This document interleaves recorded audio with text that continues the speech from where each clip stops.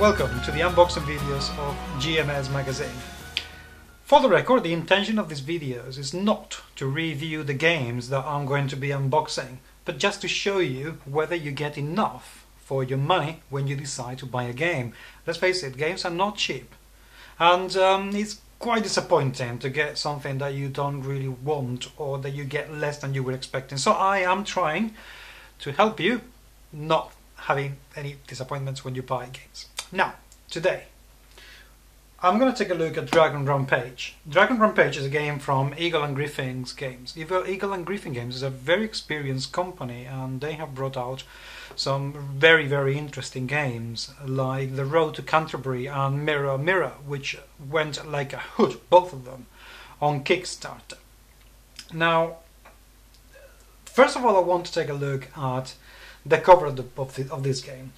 As a bit of background, I will tell you that this game is from Richard Lunius, who, if you don't know, which you really should, is the guy who designed Arkham Horror.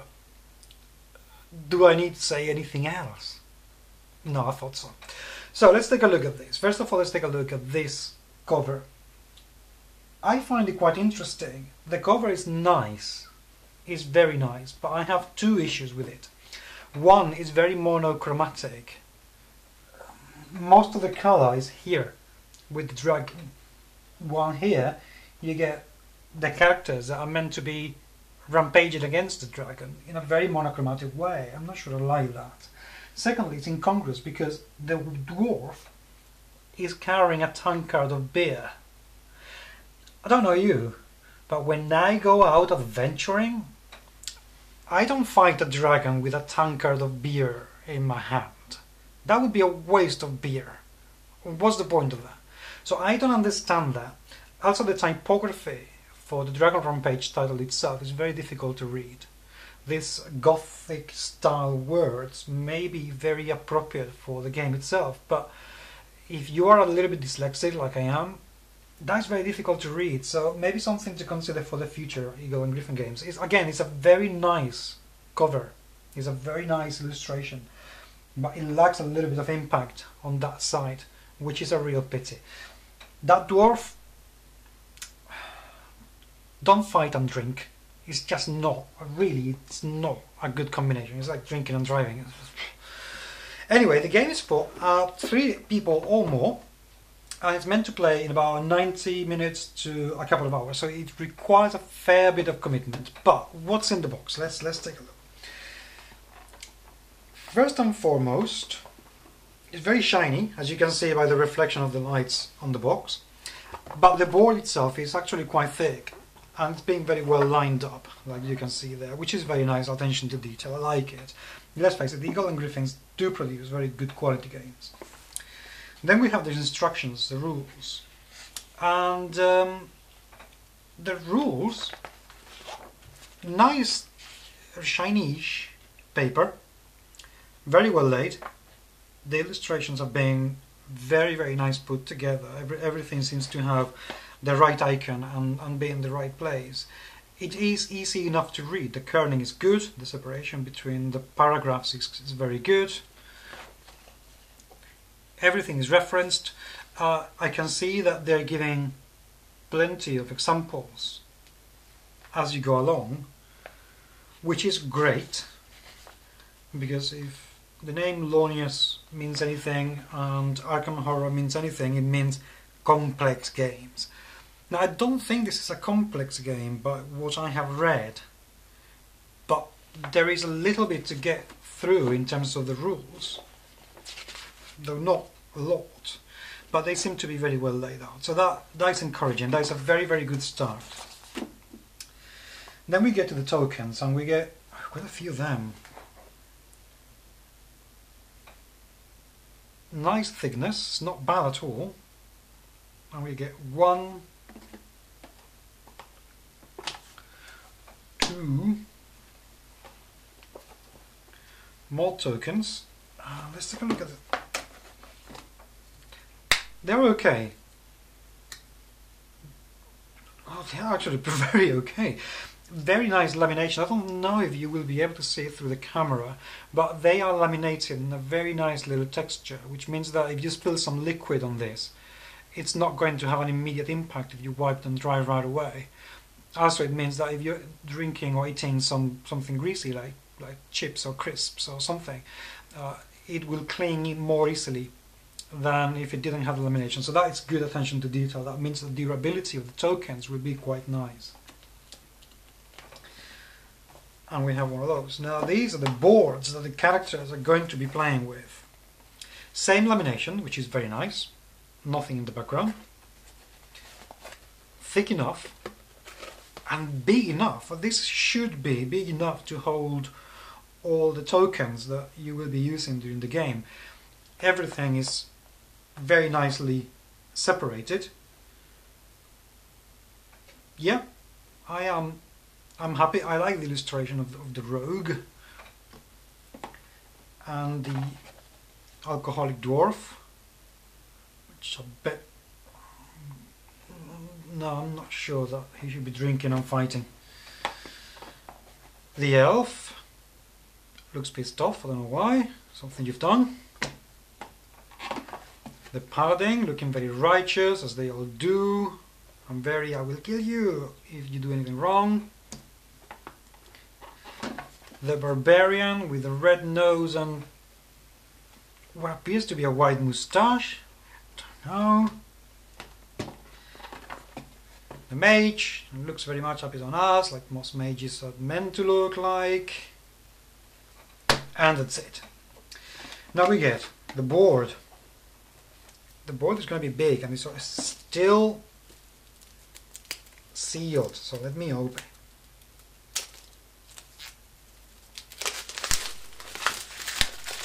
That was easy.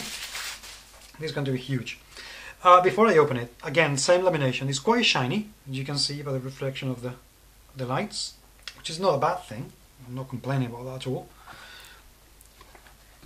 Oops, sorry, microphone. And in the back, we get, if you can read it, Dragon Rampage, yay! In the front, we get the cover, and we get all the icons. The graphic design is not bad. There are a couple of things I don't like right away, and it's in this part in here, the background for these two areas. But the background for any area here is semi-transparent. So you can see the background from behind, you can see the illustration. In these two, it's a bit too obvious. You can see too much and that becomes distracting, and then this doesn't become the center of what this area is meant to be. Here happens the same, but because you don't have as much color, it's not as important. So that it's a shame they haven't paid enough attention to that.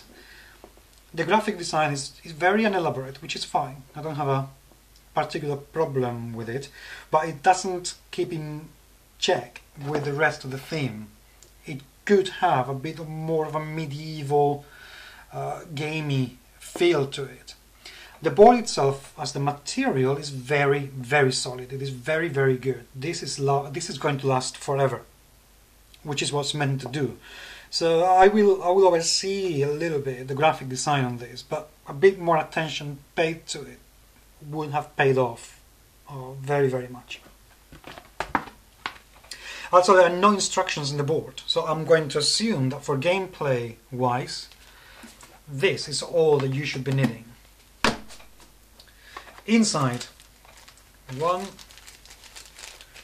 2, 3, 4, 5 and 6 little bags with little cubes, wooden cubes, that my bet is you will be using during the game.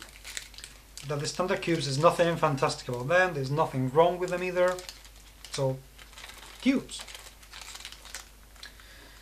Very popular these days.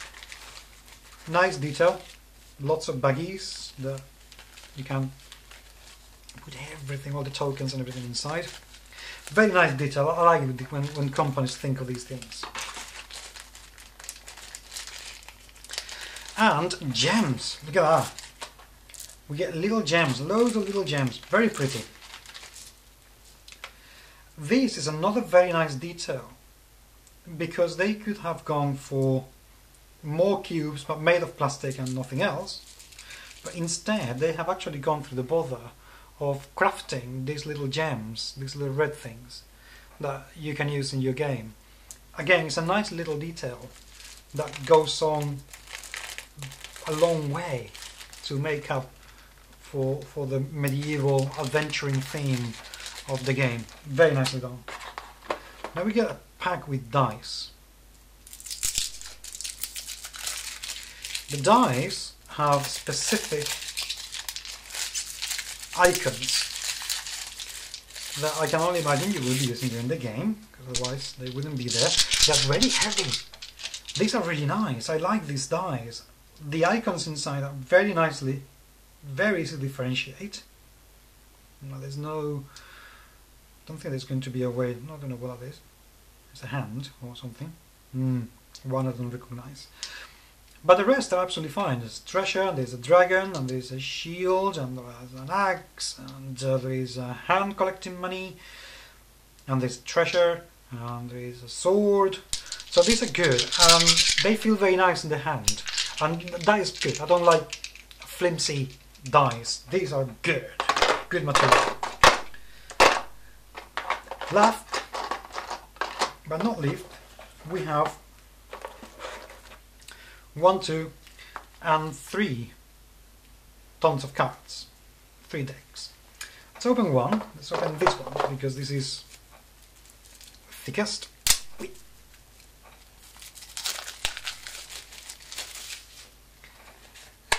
This is nice. I really like it when I open a deck of cards and they are good quality. Laminated like everything else, which is very good. The illustrations are cool, the illustrations are nice, they are the characters that you can see in the boards. A bit monochromatic again, they're not particularly colourful, and they don't give you any context in which the characters are found, which means that they're just focusing on the character themselves. You can bring your own personality, you can bring your own take on this, which is fine. But I wish they were a little bit more colourful. Again, there's nothing wrong with illustrations. Obviously the artist is a very, very skilled one, and I'm happy with that. I just like shiny things. What can I say? The back of the cards, I don't know what to make of them. There's an awful lot of space that has not been utilised for anything. There's an awful lot of space in there that seems to be, yeah, expecting something, but the font is not very easy to read. In this card, inflict 1 wound on any hero, electric shock spell. They're not very easy to read. I wish I had seen a bit better graphic design here on this on the back of these cards. It would have gone a long way to make up for stuff in the game.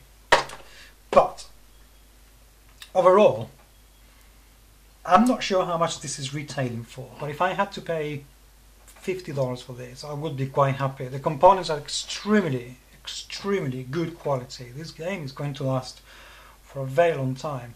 Being Richard Lunius, this has to be a good game. It's a co-op game, so it has to be good fun. I just can't imagine him doing something. Even though people think that Elder Signs is not a good game, you're wrong. But never mind that. Yeah, I think I would probably give this game 4 stars out of 5 for production values. I'm not going to give it the full 5 because I think that the graphic design could have done with a bit of work thrown into it, and that is an issue that matters to me a great deal. But yeah, I would gladly spend the money on this game. So now, out there and buy it.